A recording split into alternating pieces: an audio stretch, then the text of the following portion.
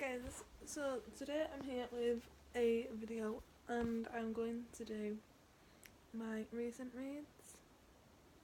For the first book I'm going to talk about is, if I can get the cover to open,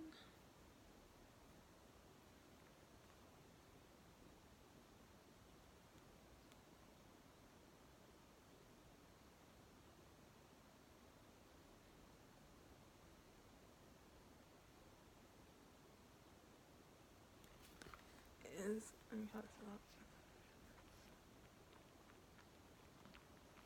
is The Friend Zone by Sierra Wilson, and I will just read you the synopsis.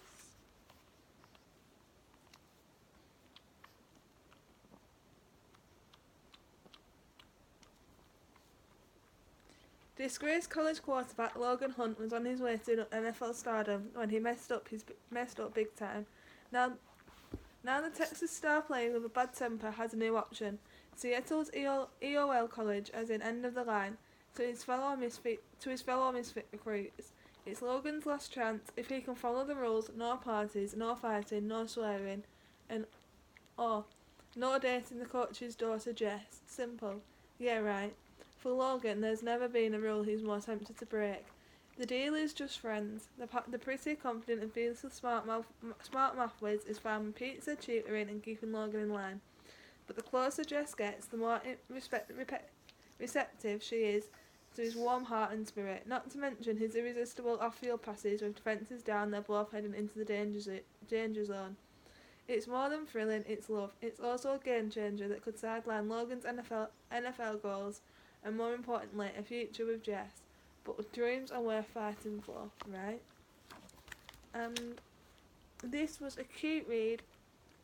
It was a cute, sweet, quick read, and it captivated me from the beginning to the end. And I also really enjoyed the writing style. This is the first book that I have read by Sierra Wilson, and I will be reading more of her work in the future. And I loved the chemistry between Jess and Logan, and I give this book a 3.5 out of 5 stars. Now, the next one I am going to talk to you about is The Boys of Brayshaw High by Megan Brandy, and I'm just going to read you the synopsis.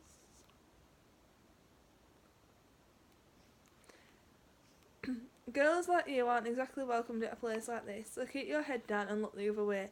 Those were the exact words of my social worker when she dropped me in my newest hellhole, a place for troubled teens. I didn't listen, and now I'm on their radar.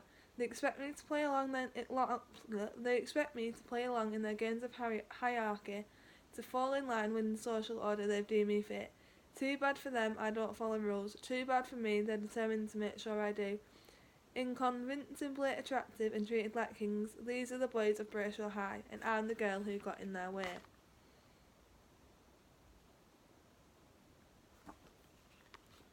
I was hooked from the very first page, and I loved the connection between Raven and the boys, and I loved that it was full of angst and twists that I didn't see come in. Again, this is the first book that I've read by Megan Brandy, and I can't wait to dive into the second book, which is Trouble at Brayshaw High, and I give it a 4 out of 5 stars. The next book I want to talk about in this recent reads video is #Nerd by Cambria Hart, and I will just read you the synopsis. Never judge a person by their status. Rimmel Hudson isn't an ordinary girl. She doesn't care about her hair, clothes, or the colour of her lip gloss. She volunteers at the local animal shelter and spends more time with her furry friends than anyone on 2 legs. People are too judgmental, but animals love unconditionally. Her time at the shelter is cut into when she's told she has to start tutoring on campus to keep her scholarship for veterinary medicine. She tells herself it's all part of the path to get her where she wants to be, and then she meets the person she has to tutor. Roman Romeo Anderson is probably the most well-known student at her entire college. He is practically a football god from a prestigious family rushing the most popular frat on campus, and he has no clue she's alive. Rimmel and Romeo are from completely different worlds. worlds that usually run parallel and never intersect, until now. Romeo didn't get his name by staying home on Saturday night. When beautiful women throw themselves at you, you do the honourable thing and show them a good time.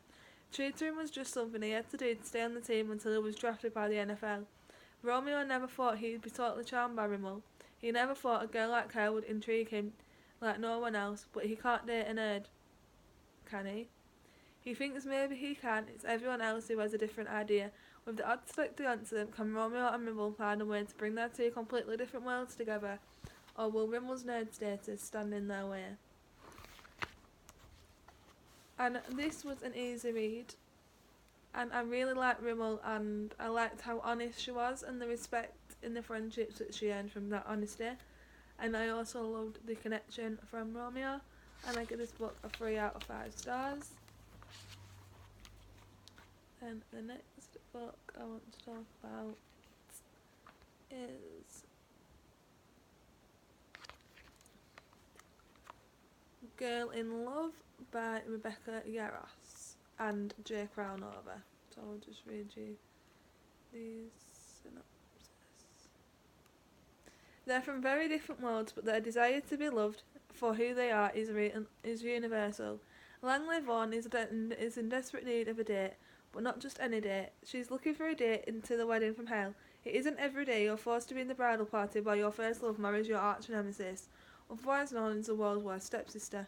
The entire situation is a nightmare, and Langley is sick and tired of taking orders and forcing a fake smile. She's done being the bad guy when she's the one who was wronged. She needs to find a date who's not afraid of her family's money, someone willing to shake things up.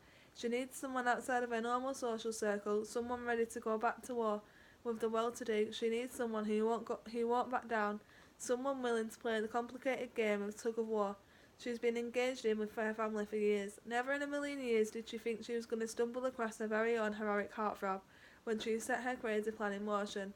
Not only does Laika show up for her time and time again, he also forces her finally fight for herself. He says he's only there for the money, but his actions speak so much louder than words.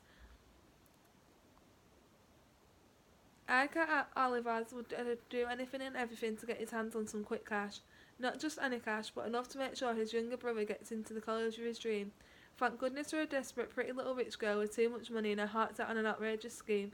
Being in the right place at the right time might just be the answer to both of their prayers, and this smart soldier has never let a golden opportunity slide by.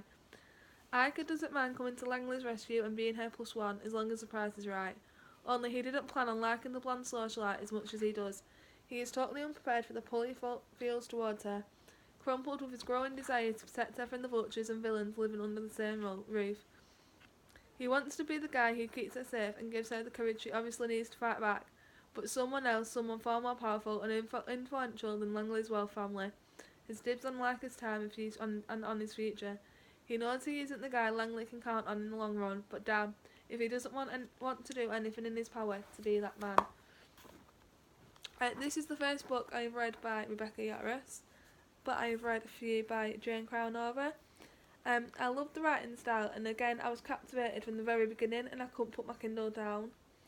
And I can't wait to read the final book in the duet, which is called Boy in Love.